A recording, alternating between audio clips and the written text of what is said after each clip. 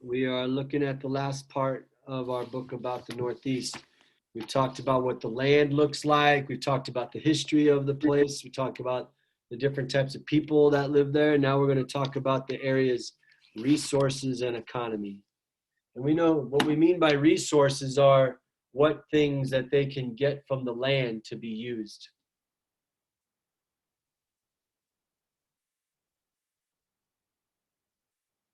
So we're going to watch for that today.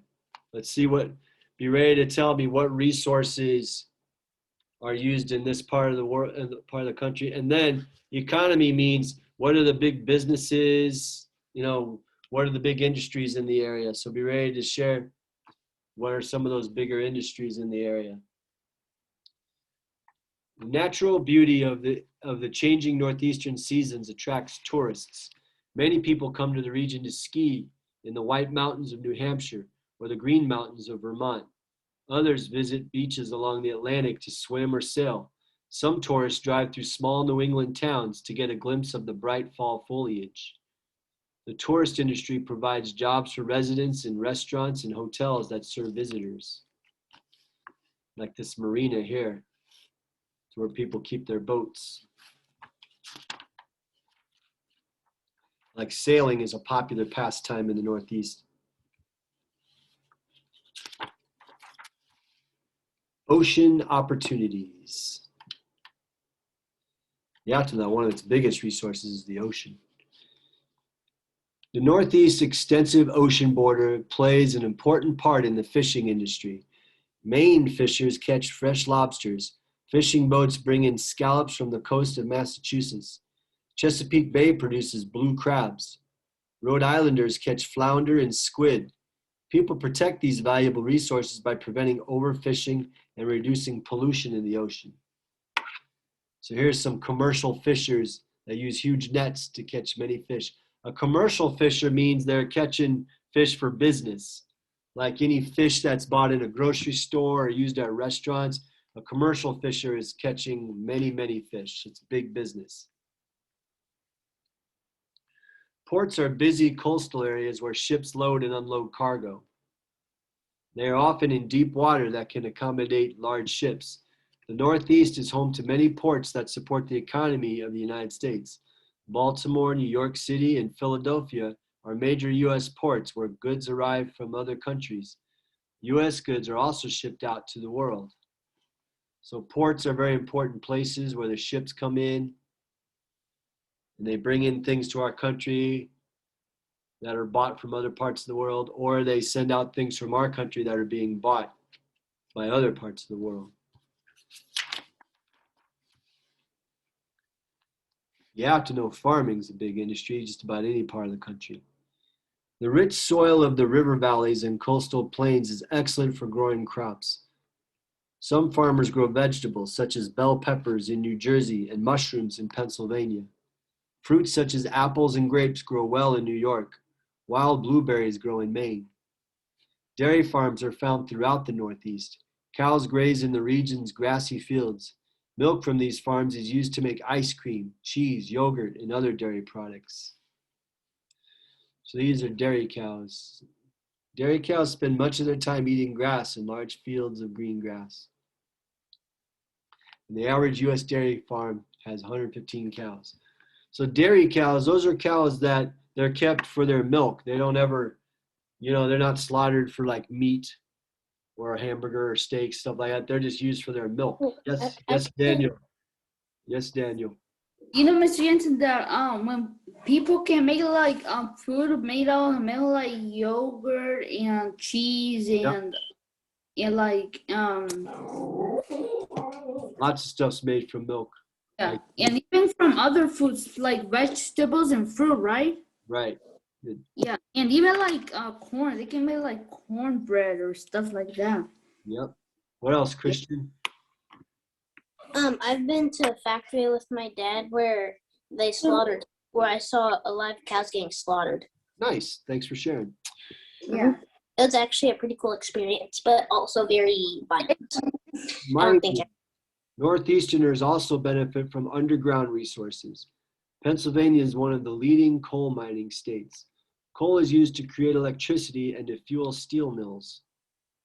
During the 1800s, Pittsburgh, Pennsylvania became known as the Steel City. You ever wonder why the NFL team's called the Steelers in Pittsburgh? This is why. During the 1800s, Pittsburgh, Pennsylvania became known as the Steel City. It produced the iron and steel to build the railroads, bridges, and machinery of the growing United States. Today, Pittsburgh steel is still important. The city produces special steel used for planes, power plants, and high-tech electronics. At a steel mill in Pittsburgh, Pennsylvania, metal is heated so it can be molded into different shapes.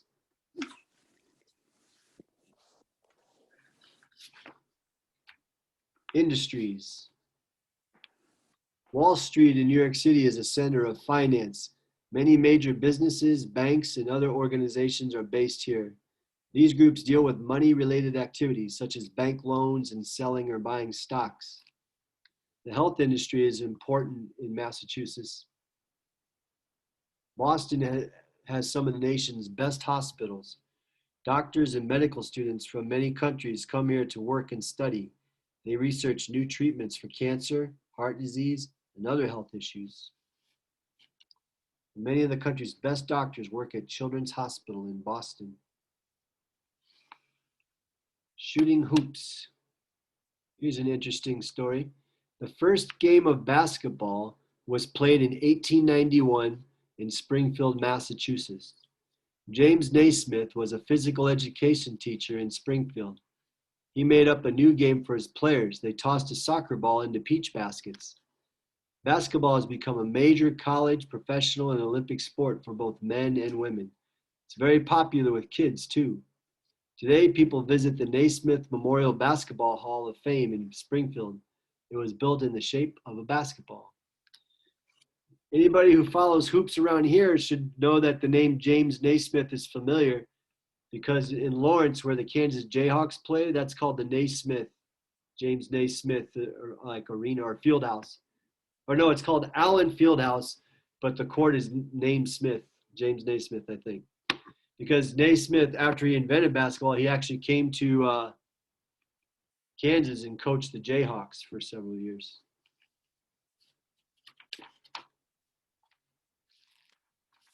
I'm going to read this part too, bringing back cities. Northeastern mills once made cloth that was sold and shipped around the world. So that's how it used to be. Throughout history, the cities of the Northeast were booming centers of industry. During the second half of the 1900s, these industries began to shut down. One reason that U.S. factories closed is that many products could be made more cheaply in other countries. Thousands of workers lost their jobs. People moved away to look for work. Factory and apartment buildings sat empty. Stores, restaurants, and other businesses closed because they did not have enough customers. Cities had to find a way to bring people and businesses back. A better future. Citizens and governments looked for ways to improve things. State and U.S. governments passed laws to clean up pollution left behind by the old factories. Cleaner air and water made the cities more attractive to new residents. Local governments improved roads, tunnels, and public transportation systems. People and goods could travel into or out of the cities more easily. This encouraged companies to locate their offices, factories, or stores there. This created more jobs. More recently, cities are reusing their buildings and other resources. Abandoned factories and apartment buildings are becoming new offices, apartments, or places for people to gather. Cities such as Bethesda, Maryland, are turning unused areas into shopping centers that support local and national companies. Old railroad tracks are becoming sidewalks and trails. This is creating more green, open spaces within a city, without clearing forests or taking over farmland. So if you look, like many cities had become run down by the 1960s because all the factories had closed. The many industrial buildings in northeastern cities have been turned into apartments, so they found new uses for the buildings.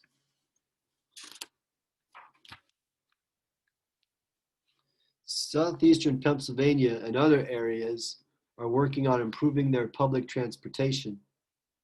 They're developing new buses, and trains that create less pollution. New train and bus routes are also being introduced. This makes travel through and between cities easier.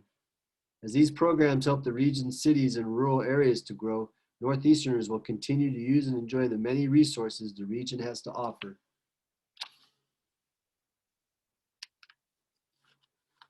So, what are some of the resources that are used in the Northeast? What are some of the resources that Northeasterners use? What resource do fishermen use? What's their resource? Adeline, what resource do fishermen use? When I say resource, I mean things from nature, right? Yeah. So let me ask you this. What do you think, what resource would a fisherman use? A mountainside, a farm, or the ocean? The ocean. Why the ocean, Adeline? Because that's where all the fish are. Exactly right. So that's how they use that resource of the ocean. What about the resource of the mountains?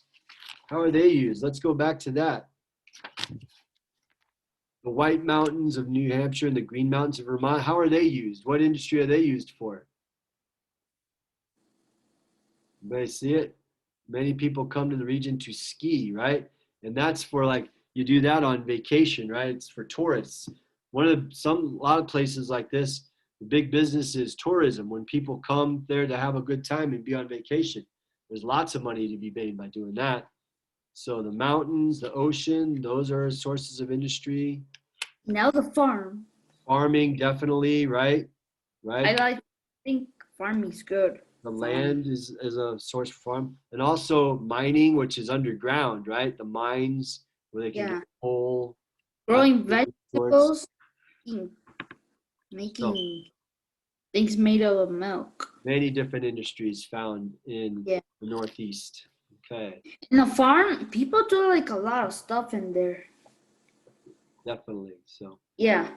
let's see. Imagine if in a farm, it would be cool to grow vegetables and make things made out of milk.